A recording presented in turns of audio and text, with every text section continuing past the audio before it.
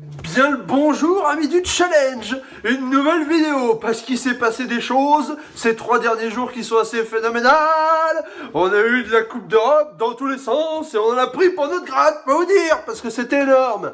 Bon, qu'est-ce qu'on a eu? Bon, on a eu déjà Bayern-Séville, match aller-retour, sert à rien. 0-0 match retour, j'ai bien fait de choisir ça comme match bonus. Personne n'avait le match nul, personne n'avait de buteur, donc pour la première fois de l'histoire du challenge, en 67 matchs bonus, personne n'a de points. Le truc qui est jamais arrivé. Voilà, donc c'était vraiment horrible et Maximus a bien fait de même pas pronostiquer ce match, parce que de toute façon ça valait 0 pour tout le monde. Donc le Bayern en demi, tout le monde les a, ça vaut rien, c'est l'information inutile. Par contre le reste, là c'est du bon. Parce qu'on a quoi? On a eu Liverpool-Manchester City. Non mais tout le monde était super chaud pour dire que Manchester City c'était des dingues, qu'ils allaient gagner avec des champions, Guardiola c'est un fou. Eh ben ils se sont fait berner. Ils se sont bien fait berner comme il faut. 3-0 match aller, c'était énorme. Ils se sont fait poncer, 3-0 à la mi-temps même. C'était terminé.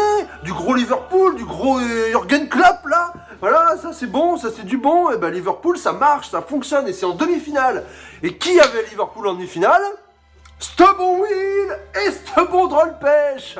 Voilà, donc c'est une très très belle cote, ça fait plaisir, une belle demi-finale. Sinon, qu'est-ce qu'on avait? On avait mieux? Ben bien sûr qu'on avait mieux. On avait le Barça. Le Barça qui s'est pris la remontada. C'est ignoble. Les mecs, ils ont gagné 4-1 au match aller. Soirée super chaud. Ouais, on va la gagner, la Ligue des Champions. De toute façon, on est des dingues. Le Real, ils sont 0. Eh ben, c'est vous, 4-0. Les mecs, au match retour, ils ont fait un truc à la Paname. Ils ont pas joué. Dégueulasse. Ils se sont fait poncer. La Roma énorme. Putain, mais c'était énorme. Les mecs, ils marquent. Bam, 80e minute, 3e but, 3-0. Et c'est gagné, voilà, c'est fini. Et c'est fini. Et les mecs, les Romains, le lendemain matin, ils devaient être fous, quoi. Ils se réveillent, ils devaient se dire, putain, bonne mère, c'est énorme. On a éliminé le Barça, quoi. Et la Roma, bah bien sûr. Ah ben je les ai, la Roma.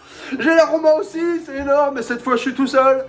Donc c'est du lourd. Bon, j'ai vraiment de la batch parce que moi, comme j'avais éliminé les Barça au tour d'avant, j'avais pas le choix. Et sinon, j'aurais jamais mis la Roma. Et bah du coup, c'est un beau pronostic en solo pour ce bon drôle pêche. Voilà. Sinon, qu'est-ce qu'on avait d'autre en Ligue des Champions? On avait le Real contre la Juve. Le match allait énorme, 3-0 à Turin, 3-0 à Turin pour le Real. Non mais avec le retourné de Ronaldo. Le retourné de Ronaldo. Il était phénoménal ce but. Il a même dit que c'est les boutons des plus beaux de mes carrières là, je sais pas quoi, enfin c'est écrit à côté. Mais le dingue quoi, il est magnifique son retourné, mais c'est un fou ce Cristiano. Je sais même pas il a combien de buts, je vais arrêter de vous en parler parce que de toute façon il pète tous les records et personne ne le rebattra jamais. C'est phénoménal. Et au match retour, on se dit, bon bah 3-0 à l'aller à l'extérieur, facile, fini. Ben non, ils ont failli se chier dessus. Comme le Barça, ils se sont pris 3-0 chez eux. Non mais c'est ignoble. À la fin du match, tu te dis, qu'est-ce qui se passe? Et là, bim, hop, PK, et red card pour Buffon. Et voilà. Bon, ok, PK à la dernière minute, c'est ignoble parce que c'est le Real, mais en même temps, il y a quand même penalty. Mais voilà, et Cristiano, il te la fout en pleine lune. Et après, il monte ses gros biscottos. Il est gaulé comme un enfoiré.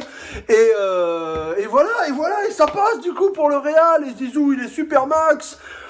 Et Cristiano a but de plus. Et voilà, bon, on n'en parle plus, quoi. Enfin, c'est énorme. Donc, le Real, bon, on est 9 à les avoir. Ça vaut pas la boucherie, mais c'est pas mal.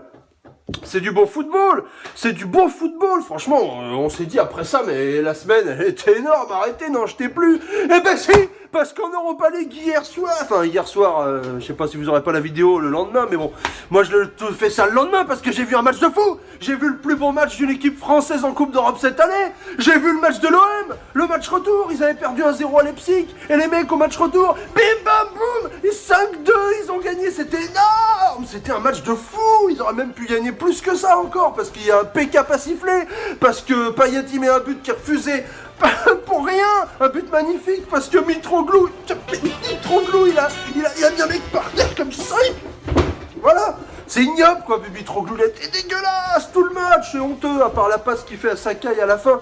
Mais c'est énorme, il y avait tout dans ce match, c'était un match à l'ancienne. Les mecs, ils donnaient tout, ça partait dans tous les sens, c'était magnifique. C'était du beau football avec une ambiance de feu. Il y avait, ils ont battu le record d'affluence au stade Vélodrome. Et les ambiances de fou au Vélodrome, je sais ce que c'est, et Fouille peut vous en parler aussi. Parce qu'on avait vu la demi-finale de Euro, France-Allemagne, et c'était énorme. Et ben là, ça devait être à peu près du même acabit. Et c'était phénoménal. C'était Payet, il a fait un match monstrueux. On savait plus qu'il avait ce niveau-là. On savait plus qu'il savait faire ça. Luis Gustavo est extraordinaire. Le mec, il a 100% de passes réussites, 100% de duels gagnés. C'est quoi ces stats de dingue? Non mais ils ont fait un match de fou. C'était un match à l'ancienne. Ça partait dans tous les sens, c'était énorme. Franchement, c'est le plus beau match que j'ai vu de l'année. Voilà, bon, par contre, on est 12 à hors Marseille, donc niveau challenge, on s'en fout. Sinon, qu'est-ce qu'il y a d'autre? Bah, Arsenal qui passe, on s'était chaud, mais ils sont passés, on est 9 à les avoir.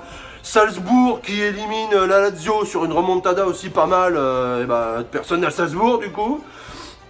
Et l'Atlético, tout le monde est l'Atlético. Donc, bah voilà, c'était des Coupes d'Europe en 3 jours, on n'a jamais vu ça, quoi, des Coupes d'Europe phénoménales, franchement, c'était énorme. Sinon, qu'est-ce qu'on a d'autre? Des trucs, des petits trucs de rien, finale de Coupe de la Ligue, Paname a écrasé Monaco, évidemment. Évidemment, bah oui, parce que Paname est trop fort, et puis c'est tout, voilà, on est 17 à les avoir sur 19, les mecs, qu'est-ce que c'est pas intéressant pour le challenge. Et après, on a quoi? Et on a les demi-finales de la Cup.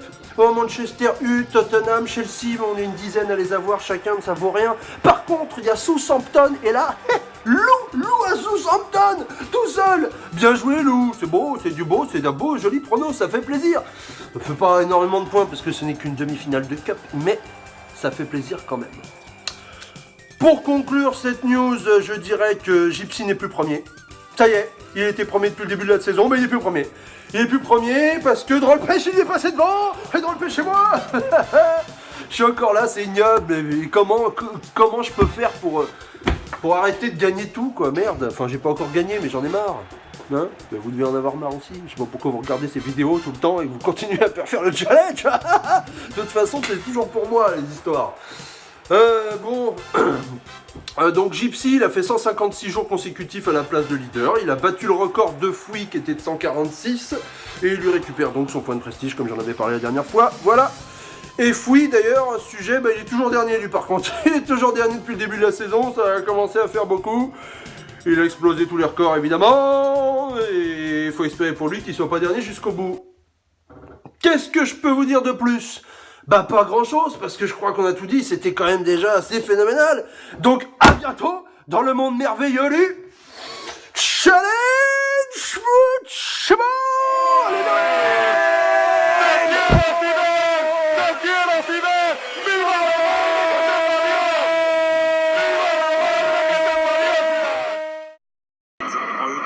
Florian Thauvin qui va retrouver Dimitri Payet, c'est magnifique.